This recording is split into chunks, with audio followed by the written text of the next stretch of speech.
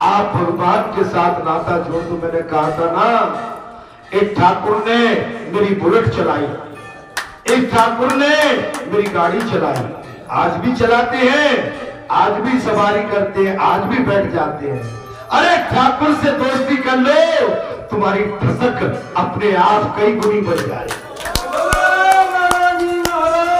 अरे संसार से दोस्ती करोगे, संसार तुम्हें गड्ढे में डाल देगा। ये संसार तुम्हारा सगा नहीं, और ऐसा संसार कैसा, जिस संसार ने जिसको ठगा नहीं।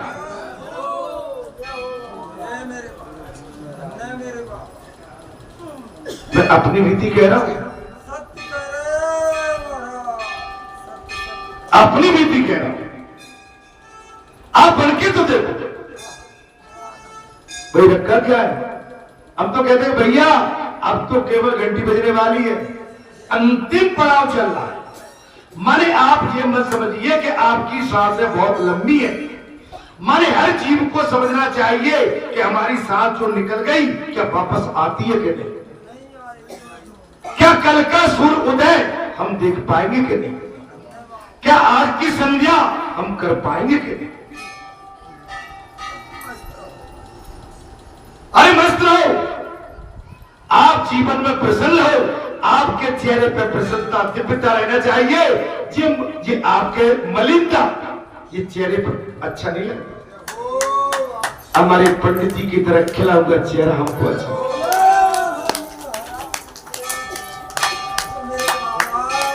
अब मैं तो कथा कह रहा हूं, मुझे ये लग रहा है कि शायद मेरी कथा में आप जो समझ रहे हो कि पता नहीं कहां तक सुन पा रहे हो। सेठ ने साफ कह दिया महाराज, बोले हम तो भैया रोज कथा सुनते थे, लेकिन हमारे मन की गांठ नहीं छूटती। ऐसा मत करो, कथा सुनकर मन की गांठ छूटनी चाहिए।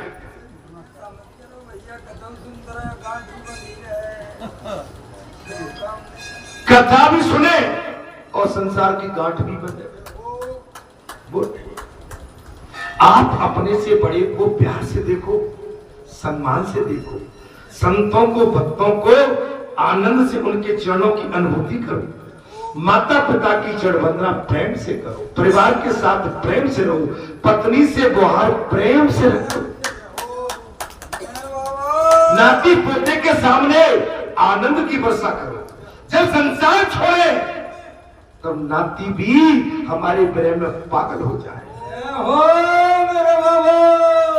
जब संसार छोड़े तो केवल आप नहीं, अरे संसार रोए मुड़ पटके तब तो बात।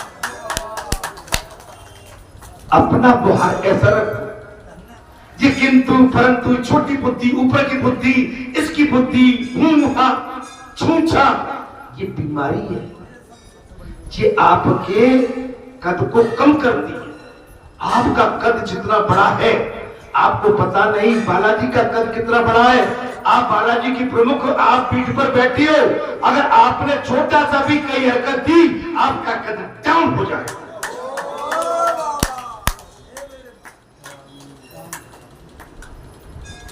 आप बोलने लायक नहीं रहोगे। जानते हो कल नाथूराम जी आए थे तो वो बहुत कुछ कह रहे थे मुझे, मैं सुन चुकी, ऐसी बात चल रही थी, मेरी बात चल रही थी, तो मेरे कानों में सुनने में ठीक नहीं लग रही। लेकिन मैंने ये सोचा कि अगर मैं यहाँ पर चल रहा हूं तो ये प्रमाण दे रहे हैं तो शायद मैं ठीक चल रहा हूं। मैंने ये अनुमान लगाया।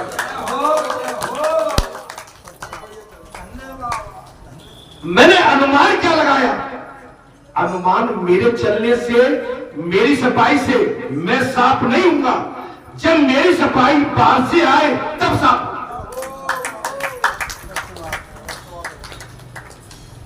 मैं अपनी सफाई बैठ के आपको दूं, मैं साफ नहीं हो सकता।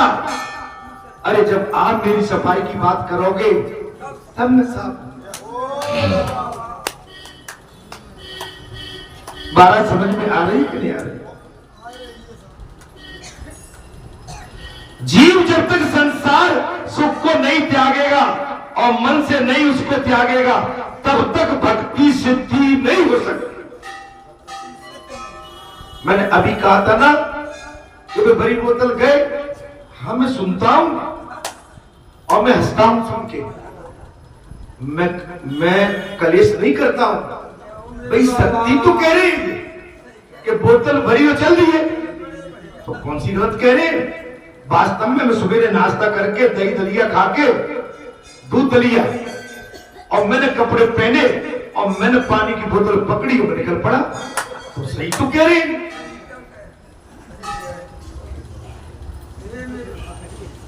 भाई कोई गलत तो नहीं कहा, तो मैं तो मुस्कुराता हुआ चला आता हूं। आप अगर उसके लिए क्यों कहा, कैसे कहा, ए रार हो जाएगी भैया, निकले तेहर भजन को उड़मल जा रहे वाला ही दाम मर रहे हो लड़ाई कर रहे। बालाजी भी कहते भैया तू के पावर रहेगा, बहू बेटी की तो आदत है, आदत है। अब मैं किसकी कहूं, और सब दादिया जी सभी कहती होंगी, भले ही ना कह रहे लेकिन मैं कह देता हूं। अब देखो जो मिल रही है सहमति के सबके साथ ऐसा ही हो। अब आप समझ, अगर मैं गए जहां से गए नहाया धोया, कहा बना मिला, खा लिया, क्या कर, सो गए, ठीक है, व्यवस्था हो रही है, खान पीन सब बढ़िया, भोजन है, सामान नहीं है, चलो सामान ले आते हैं, ये जीवन में रह गया। भगवान के भजन भजे हुए, ईश्वर साधना तुम भी करो हम भी करते हैं। अब हमारा तुम्हारा दोनों का साधना का टाइम, तुम्हारा भी कल्याण होगा, हमारा भी। भगवान ने साक्षात मुझे ऐसी व्यवस्था दी है कि मुझे जो व्यवस्था मिली है, भगवान से कहता हूं सबको ऐसी व्यवस्था दो।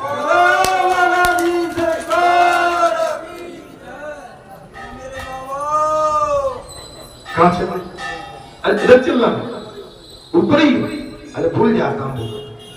तब तक भक्ति सिद्ध नहीं होती, भोग का त्याग भी नहीं किया और भक्ति करनी है, ये कैसे हो सकता है? भोगी भी बने रहो और भक्ति दोनों काम, दोनों नहीं, एक साथ नहीं। धीरे धीरे मन को सुधारो और स्वभाव सुधारने पर ही भक्ति से दो। कथा सुनने के बाद, सत्य सुनने के बाद भगवान तुम्हारे सामने प्रकट हो जाए, गंगा जल तुम्हारे सामने रखा है और फूलों की वर्षा हो रही है, फलों की वर्षा हो रही है, गेरुआ रंग चला है, सदगुरु बैठे हैं, भगवान बैठे हैं, संत बैठे हैं और प्रकृति ने हरियाली रखी है, सुंदर वाटिका में बैठे हो, फिर भी तुम्हारा मन कहां अटका है? मैं ये आज तक नहीं जानता। ज्ञान और वैराग को बुद्ध करने के लिए ही भागवत कथा है।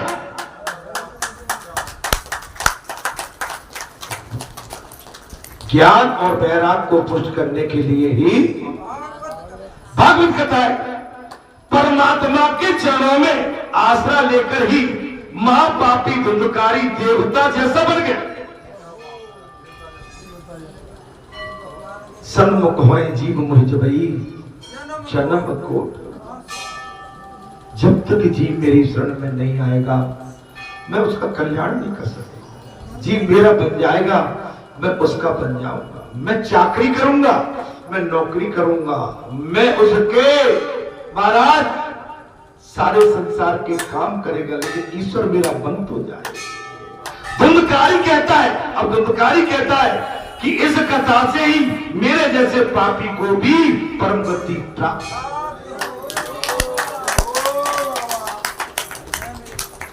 धुंधकारी बोल पड़ा, ए भैया इस श्रीमद् भागवत कथा के श्रवण पान से मुझ जैसे पापी को भी परम गति प्राप्त हो गई। धुंधकारी को लेने के लिए पार्षद विमान लेकर आ गए। कब? तब भागवत कथा सुनी तब। तो मैं आपसे झूठी थोड़ी कहता हूं कि तुमको बालाजी के धर्म रथ पर बिठा के ले जाऊंगा। लेकिन सदैव आओगे तब। गोकर्ण ने पार्षदों से पूछा, केवल धुंधकारी के लिए, धुंधकारी को लेने के लिए ही विमान क्यों लाए हो और किसी को लेने के लिए क्यों नहीं लाए हो? तब पार्षद कहता है यमराज का, क्या कहता है?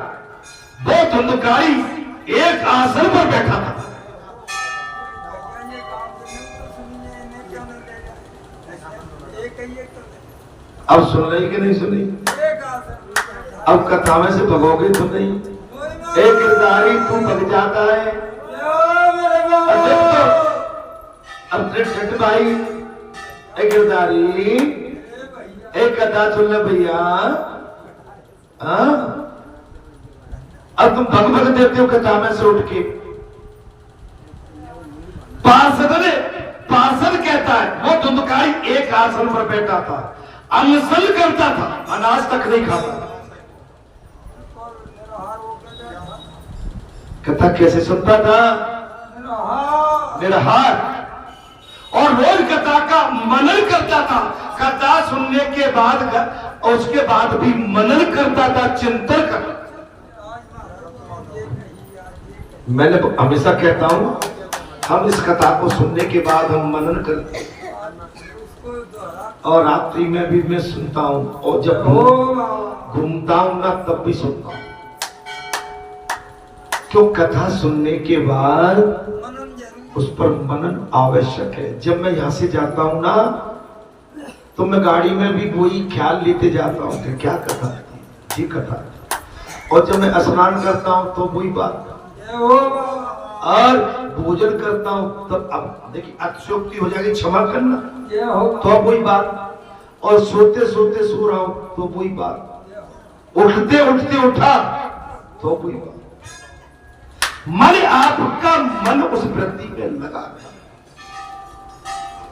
भगवान की रटन में रटा है, तब बात। आपका मन, आपकी वाणी, आपका चित्त, आपका शरीर, आपका आकार, आपका विकार, आपका शुद्धिकरण, पवित्रता जब भी आएगी जब आप पूर्णतः भगवान को अपना सर्वस्व समर्पण कर देंगे तब।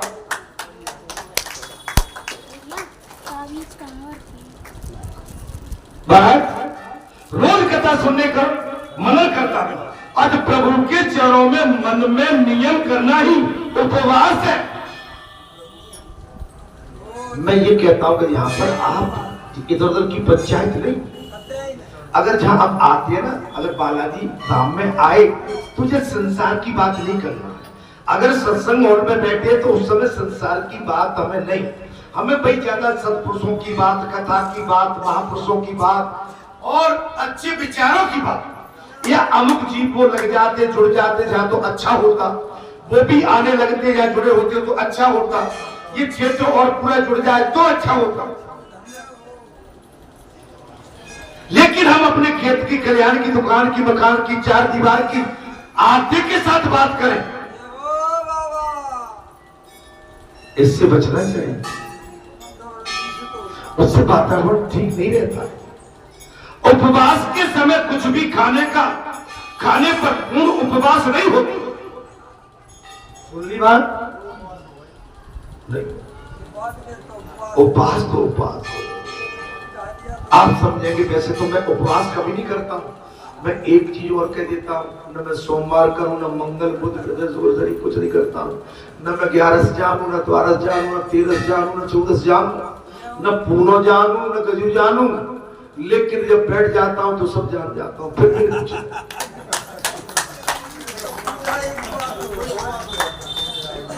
और ऐसा नहीं है मैं पूर्णमावस को नहीं करता उपवास, मैं निराहार तो नहीं रहता हूं, लेकिन साधना मेरी बराबर है।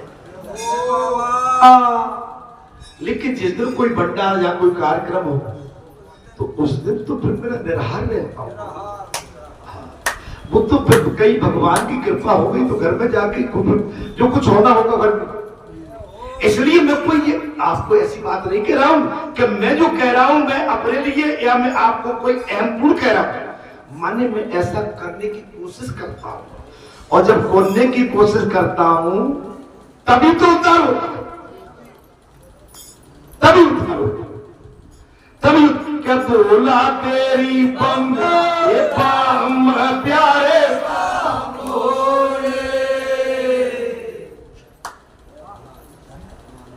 महाराज कहां चल रहे थे भैया? ऊपर ही कहीं।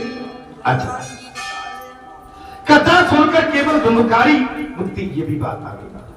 अर्थात जी उसने कथा का मनन और निध ध्यान किया, उसे मुक्ति मिली। श्रवण मनन और निध्यान आसन से ज्ञान प्राप्त है।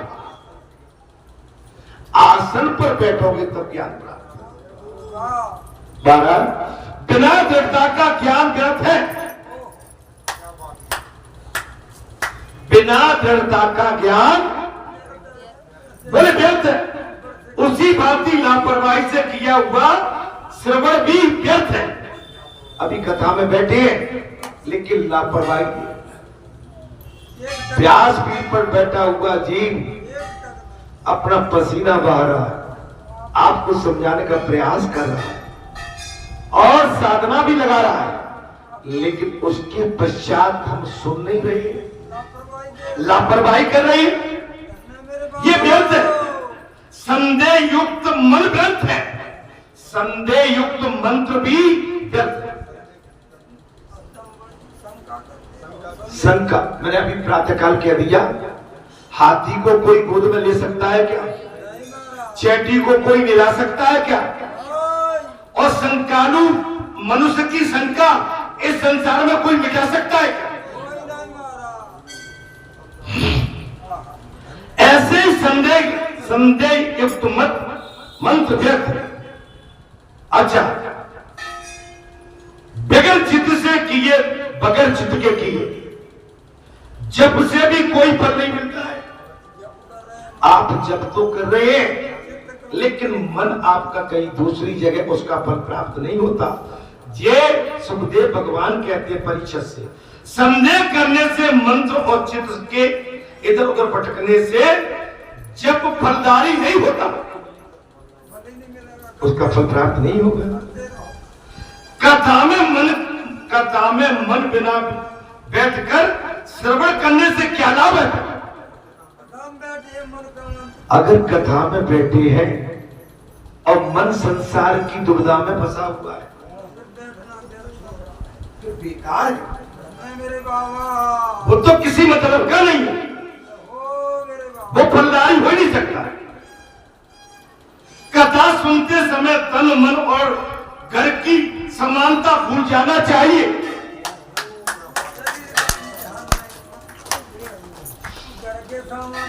भगवान सुखदेव कह रहे महाराज, जो कर हमारे दृष्टि में मन लगा के रखते उनके लिए क्या महाराज बोले, कथा सुनते समय तन मन और घर की समानता भूल जाना चाहिए। अगर आप इस समय कथा सुनने आए हैं तो आप अपने घर परिवार के सुख भूल जाइए। कथा कब तक चलेगी कोई निश्चित नहीं है। कथा चल रही है, अब कब तक चलेगी इसकी कोई सीमा नहीं है। लेकिन हाँ, फिर भी 12, साढ़े 12, 1 के बीच में कथा आप ले जाए, इतना तो है। ठीक है, देहात्मक विस्मृति से और तन्मयता से कथा सुननी चाहिए। देह की सिद्ध बुद्ध भूल के कथा सुननी चाहिए, मन लगा तन में व्यक्त होके। सुखदेव भगवान कहते हैं, मैं ईश्वर के साथ तन्मय होना चाहता हूं। मैं अपने ईश्वर के साथ अपने शरीर का मिलन करना चाहता हूं। ऐसा भावना रखो कथा सुनते समय। कथा में से आप विचलित मत हो, कथा से भागो मत। कथा से भागोगे तो कथा चली जाएगी आपसे। कथा सुनकर और मनन करके जीवन में उतारोगे तो कथा श्रवण सार्थक होगी। कथा को सुनने के बाद अपने मनन करके जीवन में उतारो, तभी कथा सार्थक होगी। जब भी कथा आपको लाभ देगी। अब मुझे 24 साल हो गई कथा कहते कहते, अब पता नहीं किसमें कितनी परिपक्वता आई है, मुझे पता नहीं। लेकिन हाँ, मैं 24 साल से इस व्यासपीठ पर बैठा हूं और मैं पूरी तन्मयता और समर्पित भाव लेके आपके चरणों में बैठा हूं। बड़े बाबा आपको अपना मान के बैठा हूं। सच्चा दरबार आपको अपना मान के मैं समझाने बैठा हूं। आपको मैं अपना मान के आपके कल्याण के लिए बैठा हूं। आपको अपना मान के मैं आपको अपने साथ कथा के प्रभाव से बैकुंठ ले जाने के लिए बैठा हूं।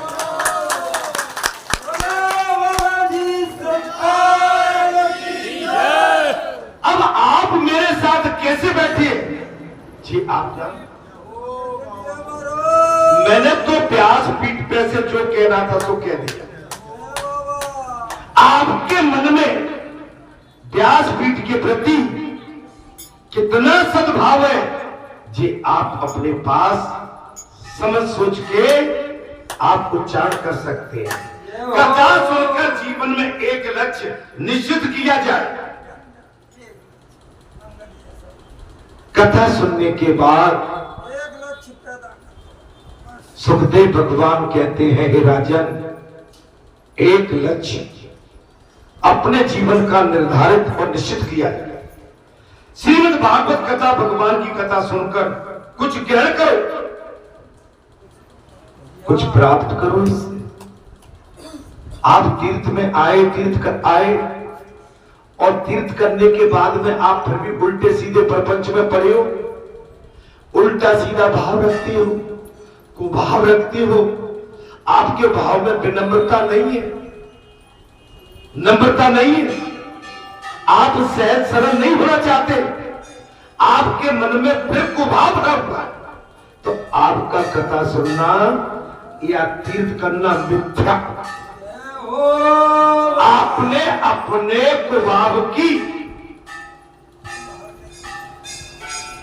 भावुक जो कुभाव है आपका, उसका आपने समर्पण नहीं किया, छोड़ा नहीं, आपको लाभ नहीं मिलेगा।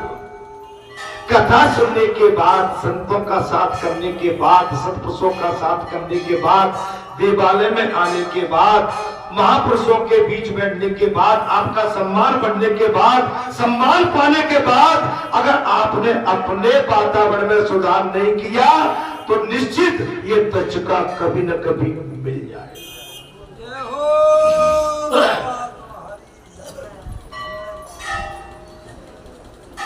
बालाजी के धाम में छोटे से बड़ा और बीच के एक समान है।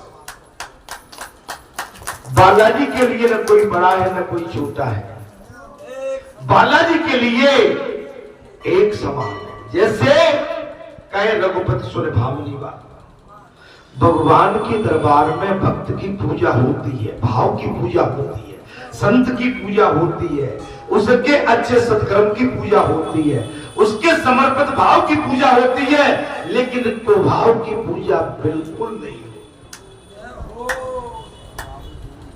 कथा का कोई एक शब्द भी मन में कुरेंद्र में तो जीवन का उद्धार हो जाए।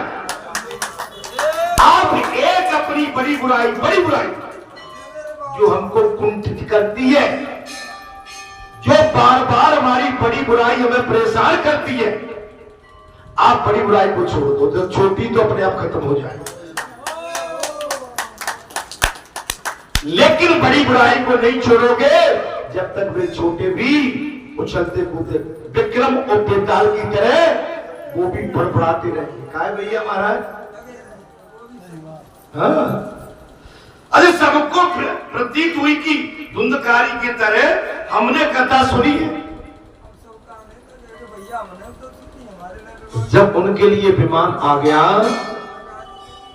जब प्रसाद बटने लगा भगवान का, सभी गए। अभी नारियल, बाबा किसी को नारियल दे देते, गुरु पूर्णिमा के दिन देते थे कि नहीं देते थे, लेकिन कुछ चले जाते फिर कहते बाबा नारियल हमें नहीं देते। लेकिन जो भाव से नारियल दिया था वही नारियल, क्योंकि नारियल की पात्रता उसी को थी जो बाबा ने भाव से जिसकी झोली बना दी।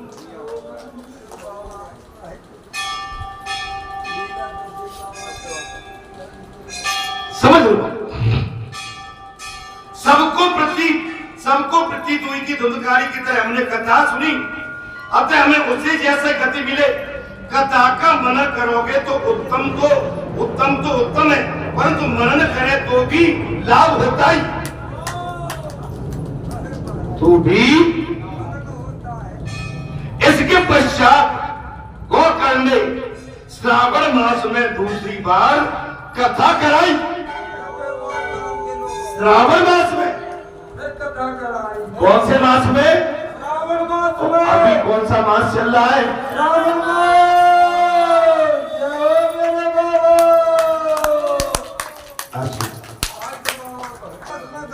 अरे भैया घाट जुड़ के आ जाओ, है ब्याह तो बहुत पहले है। दिनों जय हो मेरे बाबा। क्या हो गया? लाओ नहीं भाई, पहले लाने ठीक है भैया। नहीं, ये किसी योग में था और इसका स्वास्थ्य गड़बड़ हो गया था। बाबा के पास आया, शादी हुई थी कि इसका स्वास्थ्य गड़बड़ हुआ, और जब स्वास्थ्य गड़बड़ हुआ तो बाबा का निर्णय ऐसा मिला था कि तुम्हें 21 दिन का ब्रह्मचर्य पालन करना होगा। शायद मैं ठीक बोल रहा हूँ। बेटा मुझे क्षमा करना, नहीं बेटे तुझसे क्षमा मांगता हूँ।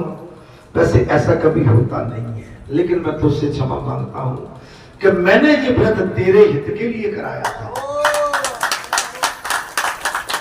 अगर मैं उस समय व्रत न कराता तो कोई अनहोनी घटना हो सकती।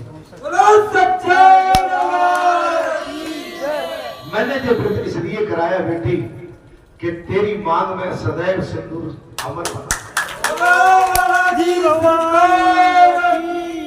और मैं जानता हूं कि इतने बड़े कठोर व्रत लेना कोई बात मामूली बात, लेकिन इस बच्चे ने वो व्रत धारण किया। आप मां हो इसकी, आप धन्य हैं। ये बेटी भी धन्य है और ये तो धन्य है ही। माने ये बहुत कठोर परीक्षा थी। मालूम है, गुरु पूर्णिमा के दिन बच्चे ने मुझसे कहा, बाबा मेरा 21 दिन का व्रत हो गया, मैंने स्वतंत्र है पूजा। मैंने गुरु पूर्णिमा के दिन बेटी से स्वतंत्र कर दिया था, ठीक है। और मैं आज से इसको स्वतंत्र तो नहीं करता पूर्ण है, बस इतनी जरूर कहता हूं कि तुम्हारा सुहाग अमर बना रहे। इतनी बात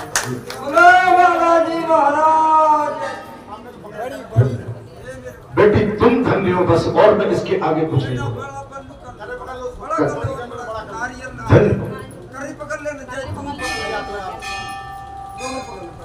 सुहागवती हो, सुहागवती हो, कल्याण हो। बेटा तुम धन्य हो, मैं तुम्हारे चरण वंदना करता हूं। मैं इसलिए चरण वंदना करता हूं कि जो तुमने व्रत किया है जी हर कोई नहीं कर सकता। बेटा इसका कसूर नहीं था, कसूर मैं था, तेरा कसूर इतनी तुझसे बात कर। अब तुमको स्वतंत्रता है, लेकिन बंदे तो मुझसे हो गए। ज्यादा कहीं इधर उधर भाग दौड़ मत करना, ध्यान रखना बेटी का, और बेटी को इसका ध्यान, तुम्हारा कल्याण करो भाई। अब समझ सकते हो, अब ऐसी ऐसी परीक्षाएं ली जा रही हैं, इसके आगे मैं तुमसे क्या हो मेरे बाबा, ये बगैर तपस्या के साधना नहीं हो सकती। तो माँ जी आप धन्य है आपका बेटा, अब इससे दुख कोसों दूर रहेगा। तुम्हारी 21 दिन की तपस्या ने इसे निर्भय बना दिया। लेकिन मैं तुम मुझसे बंधित हो। गुरु दीक्षा ले ली ना, बेटी ने ले ली। इसको भैया मनिया दे दो, मंत्र दे दिया था, वही मंत्र इस पर लागू होगा, ठीक है।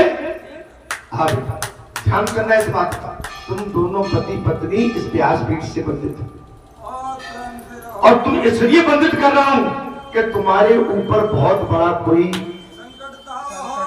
अब मैं नहीं कहूंगा, सच्चिदानंद भगवान तू कहता है बेटा इसको गले में डाल लेना, ठीक है। हाँ पीले उसमें डालना, काला टोरा मत डालना, पीले में ऐसे है। कैसा? ये वाला पीताम्बर। जय बोलो सदगुरु, बोलो सदगुरु भगवान।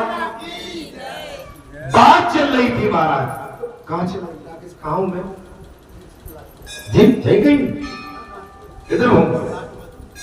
दीवान लेने सामन में फिर कथा हाँ भैया आगे भैया। अब से हमें महाराज कथा का मनन करे तो उत्तम है, परंतु मनन न करे तो भी उत्तम है। अच्छा, इसके पश्चात गोकर्ण ने श्रावण मास में दूसरी बात कथा करा, सबका उद्धार हुआ है। उस समय महारानी भक्ति वहां प्रकट हो गई।